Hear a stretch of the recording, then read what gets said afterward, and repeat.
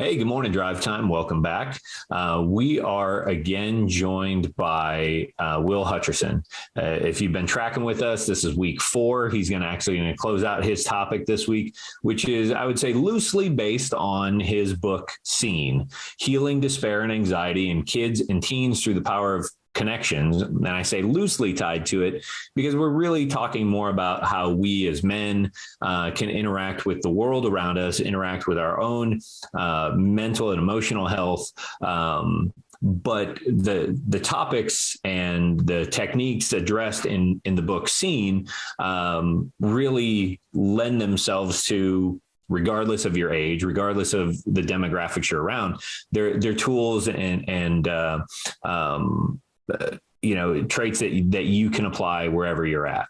So for those of you who have missed out on any portion of the previous 3 weeks, I invite you to go back. The links are all going to be in the description. Also, a link to where to buy the book, a link to Will's nonprofit, Curate Hope. So Will, I'm excited to have you back. I'm very, very grateful for the time you've invested into Drivetime, into the guys who are watching. We ended last week I would say waiting to see where we take all this, how we launch forward into, we've processed several things and it's like, okay, but where do we go with it? What do we do with it? And that's where we're at this week. Yeah, that's it. So, we talked a lot about the heart, right? And connecting with the heart, meeting right brain with right brain. And then when we do that, we are really helping people to feel love and empathy in powerful, practical ways. That meeting right brain with right brain is helping someone to feel seen. When someone feels seen, they feel safe and they feel loved. That's love in action. That is love and empathy has powerful effects on the brain, and it can actually promote healing in the brain. So those are good things. But as we learn how to meet right brain with right brain, help people to feel seen, I think about, Jesus at the tomb of Lazarus. He saw Mary and Martha. He connected with them. He wept with them. Like, he felt seen. But then Jesus rose up, he prayed a prayer, and he spoke life. And he said, Lazarus, come out, right? And so we know we can't just all stay in our feelings. And that's not the goal. The goal isn't to stay in their feelings. The goal is to exhale those emotions, meet right brain with right brain, allow the heart to be expressed, but then to shift over to resilience. The goal is that these emotions don't overtake us, but that we can overcome negative emotions, that we can overcome beliefs that are kind of bogging us down, or even mental, challenges of anxiety and depression and despair. Like, the goal is to overcome these. We want to kind of have the resilience to press on and to experience life and life to the full. So when it comes to meeting right brain with right brain, those are all good things. And that's a lot about what we talked about in the last few weeks. But then we have to shift to meeting and kind of engaging that left brain. And I think one of the best tools and the kind of the big kind of wrap it all around best things that we can do is we need to be people who are constantly speaking life over the people that are around us. And here's why. So the spiritual kind of back history of this and why this is so powerful is, yes, your brain is wired to respond to it in powerful ways. But also, if you think about it, once again, you are made in the image of God, which means there are things about what God does and who he is that are placed in you. You have this divine ability to love. You have this divine ability to empathize. You have this divine ability to process knowledge and complex thoughts, different from any other species or creation that we know of, right? So you are created in the image of God. One of the interesting things about God is that he speaks things into existence, right? He spoke things. He speaks. I mean, think about that. Like, God could have done creation a lot of different ways, but he spoke the world. He said, let there be light, and light came shooting out of the mouth of God, at 186,000 miles per second, right? I mean, it came rushing out of the mouth of God. He spoke things into action. In the same way, our words have power. Our words create things. They create kind of belief systems. They create pathways in our brain. Even they kind of can change the structure of our brains. Words have power. Proverbs 18:21. You've probably heard this statement or this verse many times, that the tongue has the power of life and death, that our tongues are very, very powerful. So we have to increase, like way more than we constantly do, speaking life over the people around us and even over ourselves. Why? Because we live in a world that is filled with critical and accusatory voices all over our culture that constantly are echoing these negative thoughts. Also, we have a brain that has a negative bias. In other words, your brain is like your stomach in terms of how it processes things, specifically bad things. Like, okay, so your stomach processes sugar really quick, right? Sugar comes into your system, your stomach processes it, and then it goes straight to your hips or your belly, right? Sugar isn't necessarily good for you, but we process sugar and then our body just, it doesn't do us good. Well, fiber, on the other hand, we take fiber, and fiber processes slower, but fiber has great benefits to our body. It can help actually lower cholesterol, right? It can help bring health to our body. Our brains are similar in this sense. Our brains process negative words, kind of like our stomach processes sugar, fast, and it sticks. It gets stuck in there, and we have this bias to like grab negative and hold on to it. And so if we're not careful, because of the culture that we're into, there are players and things that are happening that are constantly using that negative bias against us. And so they're getting stuck in there. We have this negative bias and just sticks. And that can happen. Positive words, on the other hand, when we speak life over somebody, it's like fiber. It takes a little bit slower. It's longer to process, but it's really good in building us up and helping our brains to heal. So what that means is we probably need to speak a whole lot more life-giving words than we're currently speaking. Like we need to up it, like we up fiber. All right. You get some Metamucil, you stir it around in your cup. That's what we need to do, is some positive words. We need to do just a big gulp of positive words every single day. And if you are a father, let me say this, fathers, you cannot speak affirming words to your kids enough. Even research has showed us that sometimes it takes 10 positive words to undo a belief that a negative word has created. One negative word. That's a 10-to-1 ratio. So that means we got to speak a whole lot more positive, life-giving words. The power in this, though, and the good news is that our brains are kind of like, in the psychology world, they call it neuroplasticity. So our brains are constantly changing and forming, but our thoughts are real, like mental real estate. Like they're moment by moment, we're changing the structure of our brain even. And our words and our belief systems can actually change, in positive words specifically, can help change brain functioning to a normal direction and away from debilitating beliefs.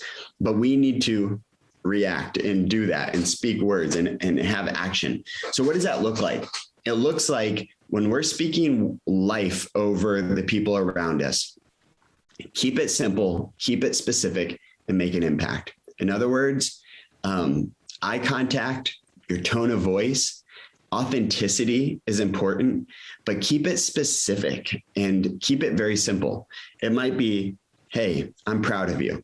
Now, if you have an 8-year-old like I have, anytime I tell my 8-year-old I'm proud of her, she says, why? Because she, and she's done this for a long time, ever since she was younger, because the way she's wired is she thinks that she has to act in order to be loved. It's just kind of part of her DNA. And so I constantly am speaking, knowing that's kind of how she functions and how she processes thoughts. I'm constantly telling her, I love you, even if you didn't do another quote unquote right thing. I love you, even when you make a mistake. I love you, even when you're bad, quote unquote, or whatever, and I even do this sometimes at bedtime. I'll say, hey, when do I love you? Do I love you when you're good? Do I love you when you get good grades? Do I love you when you perform well at gymnastics? Do I love you when you make a mistake? Do I love you when you get mad or you yell at me? Do I love you when you hit your sister? And sometimes she'll say no. And I said, well, no, I love you all the time. Right. And then my point is like, I'm constantly reinforcing this idea in this tiny little girl's brain that there is nothing you could ever do that wouldn't make me love you. Right. But part of that is because she has a world that's constantly telling her different things. She has a world that's reinforcing in various ways a conditional love. And so because of her personality and her wiring, that's kind of what I have to constantly speak life to. So say things like, I'm proud of you. You are amazing. Speak to the things that you see in them. If it's a middle schooler, speak to a middle schooler's uniqueness and what makes them special. Like, don't just say you're special. Why are they special? And don't just go external things. Try to go personality traits, things that are unique to them, that you just love about them, that you see in them. High schoolers, you can take that even a step further and be like, man, you're so talented at basketball. I just love the way, you've just grown so much in that. But again, don't overemphasize one talent. Go to who they are and their character as well. So yes, it's okay to celebrate the external talents, but don't just stay there and make that your only. Go deeper. Find the deeper thing that you're speaking life to, and you're letting them know you see. You can tell you're so smart. Talk about, the purposes. It'd be like, I believe God has a plan and a purpose for your life. Remind them of that every single day. Speak blessings over them. You are a child of the Most High God. Remind them of that. If you don't pray for your kids every day, pray for your kids every day out loud. Let them hear you bless them. The blessing of a father is powerful. Now, I know I'm talking a lot about fathers, specifically to fathers when it comes to speaking life, because that is really, really important. But it's not just fathers. It's to our wives as well. It's to our friends, our coworkers. Like, we need to be speaking life more than we could ever imagine, to the people around us. That's my big point. So be a spring of life-giving words. Be a spring of words that are just constantly lifting people up and helping them to know that you see them, you recognize them, you love them, and that you're for them. So again, speaking life is important, but always when you have somebody who's emotionally activated, meet right brain with right brain before you speak life. So meet them right where they are, see the emotion, empathize with them, but then there will come a time when it's time to speak life, and make sure you do. And that's really good. And, sitting here, like we do every week, and it's like, okay, what's our tangible? What's our takeaway? What's the challenge this week? And I'm sitting here thinking about, just interactions with coworkers, interactions with my kids, and I am proud of all three of my kids, and I love them each deeply, and they're such unique personalities individually. But it's easy to get caught up in the day-to-day of, well, hey, you didn't put the dishes away. Oh, you didn't do this. You didn't. To make a conscious point to, give those supportive statements, those reassuring statements, especially as kids get older, because, when they're little, they are, like you were talking about your daughter, like, why are you proud of me? I think younger kids are more easily moved to express that they don't feel loved, or they're concerned about their status, or there's that anxiety that all of us feel as kids get older. It's like, oh, well, you just know I love you because I fed you today.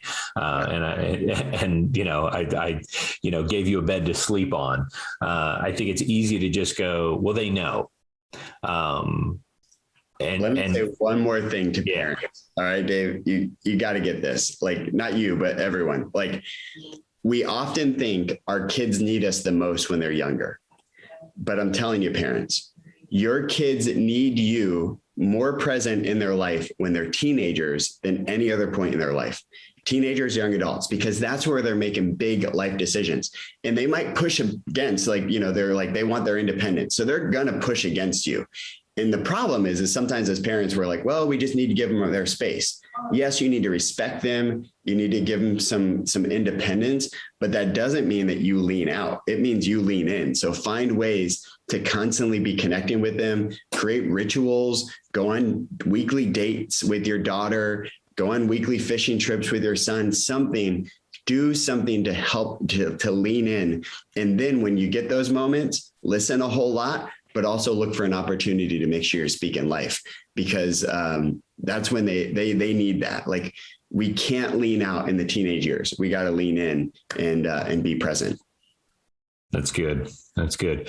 Well, Will, I just want to say thank you on behalf of the guys who have been watching these 4 weeks. I really appreciate, again, the tangible stuff, because sometimes you get into this topic and it just all stays up in these big concepts and ideas, and it's hard to really apply in our day to day. I think you've done a really good job each week of, as you discussed, you know, neuroscience, to bring it down to a level where it's like, well, just do this thing. Yeah. And, you know, for me as a left brain task list, you know, check the boxes kind of guy, I perform well in there. So it's nice to be given a task that I can connect to that right brain and be able to work on that and understand why I'm working on it. Yeah. But ultimately, thank you for your time. Thank you for you know, giving us a glimpse into your book and just the wisdom that you have. And you know, you do such a good job at that. And I'm glad to call you friend. You know, I'm trying to speak life. But no, and I am proud of where you've taken this personal ministry from youth pastor, where you blew my mind of, man, he got how many kids there? Like, and just crazy thoughts of, I didn't think that was possible, to seeing where you took it and really trying to continually, you know, now you're not one guy on a stage pouring into a room full of teenagers. You're now a guy with a platform internationally that speaks into kids and adults for the benefit of the next generation. And I can really respect that. And I thank you for your efforts, and, you know, families are going to be better because of it. Thanks, Dave. I appreciate that. Thank you. All right. Well, thank you for being here, gentlemen. We'll see you again next week. Same time here on Monday on Drive Time with a new topic and a new speaker. Have a great week, guys.